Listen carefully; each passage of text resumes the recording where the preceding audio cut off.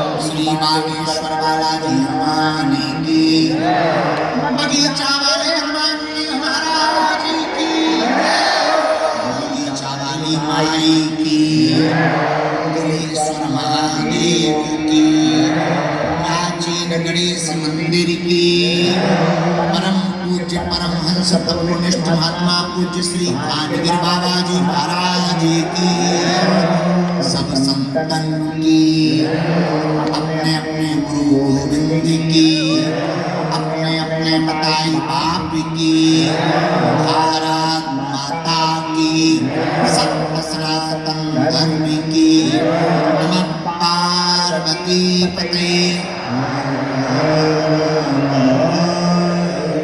भगवान श्री सीताराम जी की मंगलमयी कृपा, गुरुदेव के चरणों का आशीर्वाद। एक बार 2023 में हमको श्री बगीचा वाले हनुमान जी के दर्शन करने का परम सौभाग्य मिला। हमें लगता है उसी का फल है बगीचा वाली माई को लोगों को कथा सुनाने का दूसरा अवसर। एक साल ही हुआ और हनुमान जी की महती कृपा, गुरुदेव के आशीर्वाद से मां बगीचा वाली धाम माता मंदिर की है श्री भद्रकाली मां कंकाली सेवा समिति के सभी लोग और यहाँ के महंत हमारे बड़े ही प्रिय श्री जीतू जी महाराज जी के द्वारा सत्य संकल्प लिया गया और हमको पुनः किलेश्वर महादेव की नगरी में, बाबा भानगिर की नगरी में, राजा महाराजाओं की नगरी में, संतों की तपोभूमि की नगरी में, जिसे पूर्व में करहरा के नाम से जाना जाता था, वर्तमान में करेरा नाम से जाना जाता है। इस मेले में 7 दिन के लिए आने की कृपा उनकी है। पहला सौभाग्य तो हमने जन्म लेते ही पाया, बड़े भाग मानस तन बाबा, बड़ा भाग्य पहला पाया, मनुष्य तन पाया। मान लो भेसिया बने हो, क्या कथा सुन पाते या कह पाते? पहला सौभाग्य क्या? दुर्लभम मानसम देहि, पहला सौभाग्य है मनुष्य का तन मिला। पर दूसरा सौभाग्य हमारा तब जागा जब भारत जैसा वतन मिला। जब विचार चीन में होते छोटी छोटी आंखें, सबको देखने के बाद ऐसा लगता जैसे देखो कि पेस्ट ब्रह्मा जी ने लगातार कॉपी पेस्ट उनकी मजाक नहीं कर रहे हो। पर अगर चीन में होते या अन्य देशों में होते तो क्या कथा कह पाते, सुन पाते? चीन में होते हैं कि चीन दूसरा सौभाग्य, पहला सौभाग्य दुर्लभम मानसम देहि, दूसरा सौभाग्य भारत जैसा वतन, पहला सौभाग्य मनुष्य तन और तीसरा सौभाग्य सनातन धर्म। ये भी सौभाग्य है। स्वधर्मे निधनं श्रेया परधर्मो भयावह, गीता में भगवान सनातन धर्म की महिमा क्यों? सनातन का मतलब इस संपूर्ण सृष्टि में जितने भी देश हैं, द्वीप हैं, उपद्वीप हैं, महाद्वीप हैं, जहाँ जहाँ रहने वाले मनुष्य मात्र हैं, उन सबकी जीवन शैली जीने की आचार सभ्यता का नाम सनातन धर्म है। हर चीज की एक आचार संहिता होती है, मनुष्य की आचार सभ्यता सनातन धर्म है। अभी हम जब सौरभ जी के साथ बैठे थे कमरे में, चाय पी रहे थे, ये अमेरिका में रहते WWE में डिशुम करते, तो हम उनसे बात कर रहे थे। तो हमने कहा कि आपको विदेश कैसा लगा? हम भी गए 2-4 जगह, 2-4-10 दिन के लिए।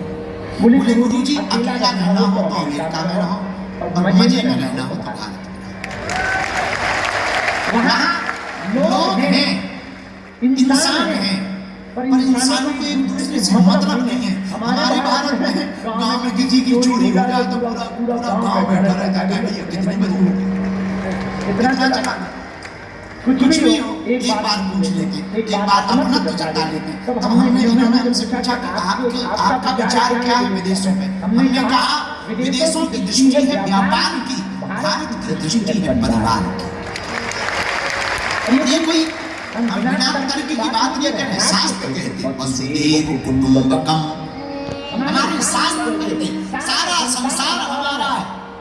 इसलिए हमने कहा पहला सौभाग्य मनुष्य का था, दूसरा सौभाग्य भारत जैसा वतन, तीसरा सौभाग्य सनातन धर्म, अब चौथा सौभाग्य जगाना। क्या? तर्कवादी बुद्धि के मालिक बनना, विचारवान बनना, प्रज्ञावान बनना है, बुद्धिमान बनना है। मेरे पागल, जब तक आप प्रज्ञावान, तर्कवान, विचारवान, बुद्धिमान नहीं बनोगे तब तक आप जीवन जीने का आनंद नहीं ले पाओगे। इसलिए भारत के लिए हम आज का सूत्र देना चाहते हैं, इस भारत में भिक्षा की जगह शिक्षा पर जोर दिया जाना चाहिए। भाई बहन, याद रखना मेरे भाई और मेरे बहनों, आप भिक्षा को बढ़ावा दोगे तो कंगाल बनोगे, शिक्षा को बढ़ावा दोगे तो विश्व गुरु बनोगे। क्योंकि तर्कवादी आदमी को कभी हराया नहीं जा सकता। जीने का मजा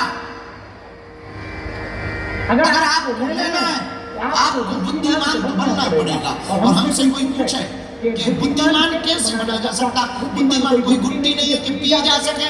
अनुभव और पढ़ाई ये दो चीजें हैं जिंदगी में जो आपको बुद्धिमान बना सकती है। तीसरी जरूरत हमें लगती है, एक आज किसी ने आपको पत्र भेजा, सुबह सुबह कोई पढ़ा लिखा होगा, वो थोड़ा मोड़ा अंग्रेजी लोग पढ़ लेते हैं तो प्राय बोल देते हैं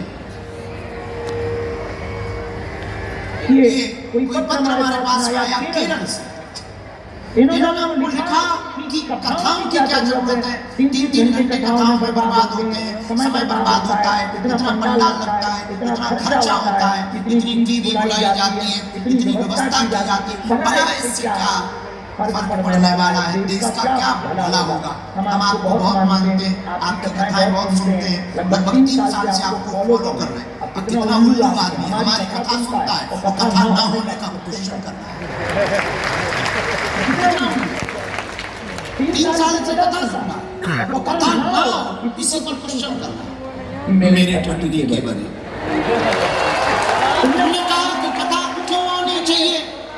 कंप्यूटर आपने लिखा, आपकी पढ़ाई बहुत अच्छी है, आप IT सेल में काम करते हैं, पदस्थ हैं, बहुत अच्छा है। मेरे प्रिय मेरी आत्मा कंप्यूटर के जमाने में जब कोई कंप्यूटर चलाता है, इंटरनेट से कनेक्ट करता है तो कंप्यूटर में वायरस आ जाता है। जब वायरस आते हैं तो कंप्यूटर हैक होने लगता है। तब क्या किया जाता है? एक एंटीवायरस नाम का प्रोग्राम इंस्टॉल किया जाता है, उससे एकदम कंप्यूटर स्मूथ हो जाता है और ठीक से चलने लगता है। तो कंप्यूटर के वायरस को मिटाने के लिए जैसे एंटीवायरस प्रोग्राम इंस्टॉल किया जाता है, वैसे माइंड ऑफ से भी हमारा कंप्यूटर है। इसमें जब विकारों के विचारों का वायरस आ जाए तो कथा रूपी प्रोग्राम इंस्टॉल कर लेना चाहिए। तुम्हारी बुद्धि को ठीक करने के लिए बेहतरीन औषधि है, तुम्हारे मन मस्तिष्क को खोलने के लिए बेहतरीन औषधि है, तुम्हारा आईना दिखाने के लिए बेहतरीन औषधि है। कथा का मतलब ये नहीं राधा राधा राधा राधा राधा कर आ गया। बुरा मत मानना, कलवार के पागलों, हमारी बातें तुम्हें शांति कड़वी लग सकती है, बुरी लग सकती है, ये महत्वपूर्ण नहीं है कि तुम हमारी कथा में बैठे हो। महत्वपूर्ण ये है कि तुम्हारे अंदर हमारी कथा बैठी। आप हमारे कथा में आए, ये कोई तुमने हम पर उपकार नहीं किया, भगवान पर भी तुमने कोई उपकार नहीं किया। तुम कथा में बैठ गए, ये कौन सी बड़ी बात? थिएटर में जाके भी तो बैठ जाते, मंत्रालय में भी तो बैठ जाते, पड़ोसी के घर के बाहर भी बैठ जाते, तो तुम कथा में भी अगर बैठ गए तो कोई उपकार तुमने परमात्मा पर नहीं किया। और ये भी तय है कि तुम 7 दिन की कथा सुनकर के समझो कि तुम्हारे सब पाप कट गए, तो ये उल्लू बना जो किया है वो भोगना है। और 7 दिन की कथा सुनकर ये तय है तुम एक नई जिंदगी जीने की कला लेकर के जाओ। आप कितने गहरे पानी में अपना आकलन कर पाओ। इन 7 दिन में ये बात तो तय है तुम उस परम सत्ता से कनेक्ट हो पाओगे जिसने तुमको बनाया। इन 7 दिनों में ये तो तय है कि तुम कुछ नए विचार को भी सकारात्मक आध्यात्मिक विचारों को भर पाओगे। मेरे प्रियजनों, हम पर करेरा में बगीचा वाले हनुमान जी की कहानी हमने सुनाई है कि देवता हनुमान जी का बड़ा प्यारा स्वरूप और हनुमान जी जहाँ बैठते हैं बगीचा वाली माई अद्भुत जगह। हम दर्शन करेंगे, आप लोगों को हमारे कारण गुस्सा न हो, हमने प्रणाम कर लिया था कि हम आएंगे, रात को भी आप सबसे सुबह पर उनकी बात करना चाहिए, आपको साथ करना चाहिए। आप जिस शरीर में हो कोई साधारण होनी नहीं है, यानी भगवान की खुशी कथा में आप सुनाते हो कुछ आने वाला है, सत्य दिखना वो बगीचा का हनुमान जी का चमत्कार। हमारे तो कई बार गौमावती खड़ी हो जाती है, करेरा के बगीचा के हनुमान जी की चर्चा आती है। एक साधारण सा सिपाही खाने में मदद है, अब वो पूजा में इतना मगन हो गया वो भूल गया और उसके बड़े सीनियर अधिकारी निरीक्षण करने आए, वो इतना डूब गया कि पता नहीं था और उस खाने में वो पता चला उससे कुछ लोग ही करते थे। उन्होंने सोचा ये ठीक है, ये आज उपस्थित नहीं होगा तो सीनियर अधिकारी को इसकी शिकायत करें, ये बहुत लापरवाह है। अब वो तो प्रभु की पूजा में हुआ था, हनुमान जी बगीचा वाले हनुमान जी की आरती कर रहा था, आरती गा रहा था। हनुमान जी ने सोचा इसका अहित ना होगा, बुरा ना होगा, ये हमारे प्रभु का स्वभाव है, कितना मीठा स्वभाव है, हमारे भक्त का बुरा ना हो जाए। तो वो आरती करता रहा और हनुमान जी उसका रूप बना करके उसके पास बन करके खड़े हुए।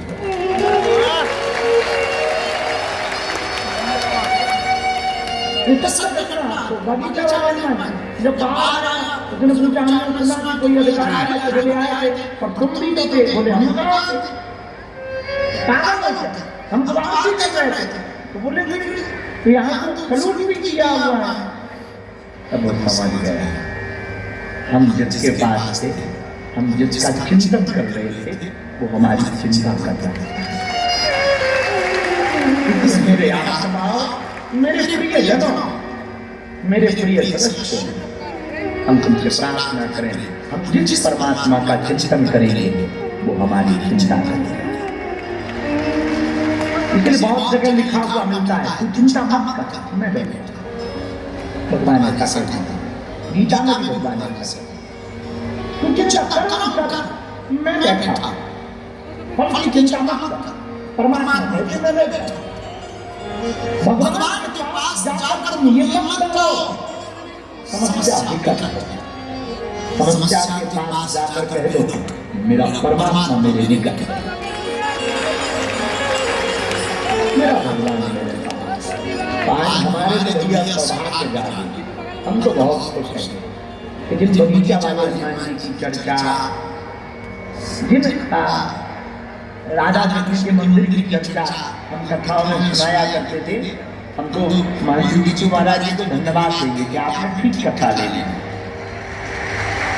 आप भी ताली बजा के मैं धन्यवाद, इनके पुरस्कार, इनकी पूरी टीम, इनका भगवती के प्रति समर्पण ठीक किया, हमें बुलाया ना। अब जिनकी हम कथा गाते हैं, हम तो बहुत ज्यादा अंग्रेजी में एक शब्द एक्साइटेड, हाँ अब जो भी हो समझ जाओ, हिंदी में उसको कहते हैं हम बहुत उत्साहित हैं। हम मन में बहुत जब आ रहे थे तब भी बुरम खटोला के जब हमारे थे तब सोच रहे, सो नहीं पाए और आंखें बंद कर रहे थे, थोड़ा सा काम धाम भी कुछ कर रहे थे, तब हम सोच रहे थे कितनी अद्भुत बात है। जो कथा हमने सुनाई वो अपनी आंखों से देखेंगे। जिन बगीचा वाले हनुमान की कथा हम सुनाते थे, जिन करेरा मंदिर की बांके बिहारी मंदिर की कथा हम सुनाते थे, उन बांके बिहारी जी को आज हम आंखों से देखेंगे। तो आप सब यजमान बने हुए हमारे परिवार के लोग, पीछे श्रोता समुदाय बैठा हुआ, मंचासीन विराजमान सभी संत महर्षिगण, मंच पर दक्षिण भाग में विराजमान यहाँ के बगीचा वाली माई के महर्षि जी और हमारे सब लोग प्रिय देश विदेश में कथा को सुन रहे हैं, एक चौपाई के साथ हम दंडवत करते हैं। सिया सब जग जानी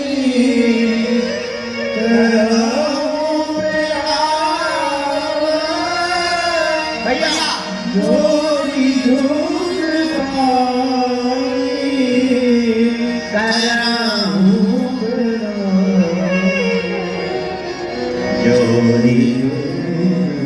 अच्छा एक और अद्भुत बात, ये जो भूमि है ना, ये संतों की तपोभूमि है। भानगिर बाबा के चमत्कार को चमोर सुनाई देते हैं। हाँ, उनकी तपस्या का क्या है, जिनके कारण श्री बगीचा बाबा हनुमान जी सब पर कृपा करते हैं। और हाँ, हमको पता लगा कि ये हनुमान जी जो है ये न्याय के देवता, कोर्ट कचहरी के मुकदमा के लिए प्रार्थना कर लो, कोई भूखी का कमी नहीं खा सकता, चटाचट दिखता है। पर कुछ दिनों में ना राजाओं के बाद थोड़ा सा एक समय ऐसा आया था कि सब तक चर्चा नहीं पहुंच पा रही थी बगीचा बाबा हनुमान। अब उनकी लीला देखो, एक ऐसे टीम मंडली खड़ी हुई मां भद्रकाली निष्कारी सेवा समिति की, जिन्होंने ऐसा बृहद आयोजन की रचना रची कि पूरी दुनिया के लोग खिंचे चले आ रहे। झांसी भी, शिवपुरी भी, ग्वालियर भी, अच्छा ये तो डबरा से आता था, बल्कि अमेरिका में रहते हैं। और ये कभी जाएंगे फिर से अमेरिका जाएंगे, वो करते हैं डब्ल्यू ने देखा होगा ये त्रिपुट लगा करके ऐसा बोलता। ये इनका एक और पार्टनर है रिंकू, रिंकू के साथ ये दोनों करते हैं। ये जब वहां जाएंगे ये अमेरिका में भी चर्चा करेंगे कि मध्य प्रदेश के शिवपुरी जिले में एक करेरा है, वहां के हनुमान जी और बगीचा वाली माई ऐसी है।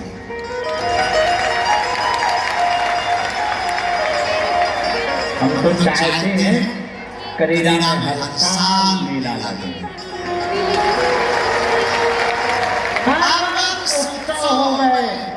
संतों का फिक्र, क्योंकि ये संतों की नदी है, यहाँ संती आने चाहिए। और जो पैसे वाले हैं उनकी छटनी बने, जिनको धर्म से दिक्कत है उनको जाना है बाईपास रोड।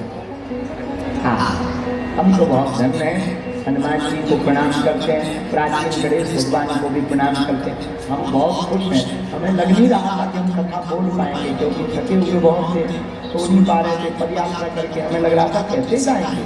अभी आने तक भी हम ये आए थे तब हम लोग को एकदम कम्बल ओढ़ के अंदर आ गए। जब हम बताया गया 3 बज गए, चलो हम गए, क्यों? अरे बोले टाइम हो गई कथा की।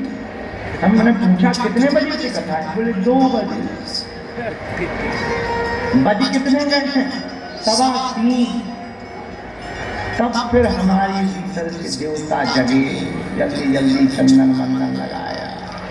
अरे उनका गजब हो गया। खैर हम अपने टाइम के हिसाब से सही समय गए, क्योंकि हमने 2 बजे अपनी घड़ी बंद कर दी थी, तो हमारे में अभी भी 2 ही बजे। अब वो बात अलग है, तुम्हारे 4-5 बज गए, तुम्हारी घड़ी खराब है, अमेरिका की हो सकती है, हमारे में तो 2 ही बजे जाना हो तो देख लो। हमने 2 बजे पे कांटे ही बंद कर दिया था, चैले ही निकाल दिया। वो जब से पूछे कितने बजे? 2 बजे आया। ये देखो, हाँ, तो अद्भुत जगह है, अद्भुत भूमि है। 7 दिन कथा जब होगी, ठाकुर जी लीलाएं गाई जाएंगी, अद्भुत आनंद आएगा। हमें तो ऐसा लग रहा बगीचा वाली माई और बगीचा वाले हनुमान जी उसका बहुत खुशी है। पंडाल में एक तरफ माई बैठी होगी और एक तरफ बगीचा वाले हनुमान जी बैठकर गदगद हो रहे हैं। तो 7 दिन की भागवत कथा में हम सब विराजमान हैं। कथा का रस सबको नहीं मिलता, जैसे बड़े भाग्य से मनुष्य मिलता ना, वैसे ही बड़े भाग्य से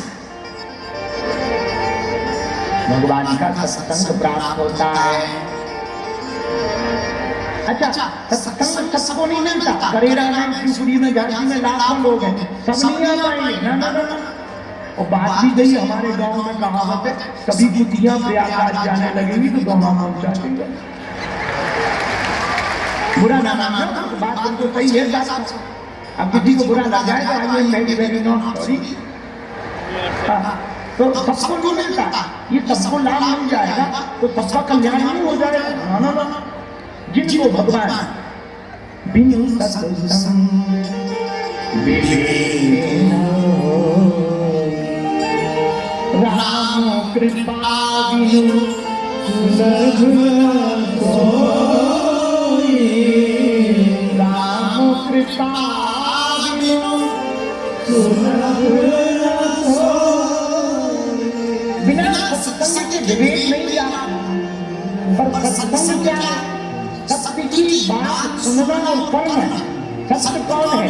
सत्य व्रतम सत्य परम सत्यम सत्यस्य योनिम निहितम च सत्ये। परमात्मा ही सत्य है। हम लोग गांव के लोग हैं, आप लोग तो जानते होंगे, हम लोग भी कभी कभी जब उत्सव होता घर में, शादी विवाह हो जाए तो हम लोग पूजा करवाते हैं सत्यनारायण भगवान, कथा करवाते हैं सत्यनारायण। सत्यनारायण की कथा का 5 अध्याय। कुछ लोग तर्कवादी मिलते, महाराज इसमें कथा तो है ही, उसने कथा सुनी तो ऐसा हो गया, उसने कथा सुनी तो ऐसा हो गया। कथा कौन सी सुनी? अरे पगला, सत्यनारायण का अर्थ ही समझ लो, सत्य ही नारायण है और नारायण ही सत्य है, यही तो कथा है। तो परमात्मा कहाँ है? जहाँ भक्त है, भगवान के लाडले महंत है, महात्मा है, वही परमात्मा। पर भगवान की कथा सबको क्यों नहीं मिलती? भैया सबको इसलिए नहीं मिलती, सुनना सबको चाहिए पर सब आ नहीं पाते। जैसे सब सुखी नहीं है, कोई तन दुखी, कोई मन दुखी, कोई धन में न रहे तो उदास, और थोड़े थोड़े सब सुखी, सुखी राम के दास। जैसे थोड़े थोड़े सब सुखी है, मैं भी सब कथा नहीं सुन पाता। अच्छा, कुछ लोग तो कथा में वो भी आते हैं, कुछ लोग पड़ोसी पड़ोसन के चक्कर में। कुछ लोग कई प्रकार के श्रोता होते हैं। एक पहले प्रकार का श्रोता, एक होता श्रोता, एक होता श्रोता, एक होता श्रोता, एक होता है श्रोता। 4 प्रकार के श्रोता होते हैं। पहले प्रकार का जो श्रोता होता है वो बड़ा गजब का होता है, घर से कभी चप्पल पहन के नहीं आएगा, कथा से कभी खाली नहीं जाएगा। एक दूसरे होते हैं, ये बड़े गजब के होते हैं। ये होते हैं सरोसा, बिड़ी होगा, बिड़ी लेगा, मार्केट तो हम डालेंगे, डाला बोलो, ये खाने पीने की आया। तीसरे होते हैं श्रोता। कुछ लोग कथा में तो आ जाते हैं पर कथा इनके अंदर नहीं बैठ पाती। बोले क्यों? कथा होती के बीच में बाप उठे अकुलाए, या सोवे या लड़ पड़े या उठ के भग जाए। कुछ लोगों के अंदर पूर्व समय के किए हुए पाप बड़े परेशान करते हैं, इनको कहते हैं श्रोता। ये कथा में आकर के ही सो जाते हैं, या कथा में मन नहीं लगता है, या कथा से उठ करके भाग जाते हैं। पर एक होते हैं श्रोता, हनुमान जी की तरह। हनुमान जी कैसे श्रोता? प्रभु चरित्र सुनबे को रसिया, राम लखन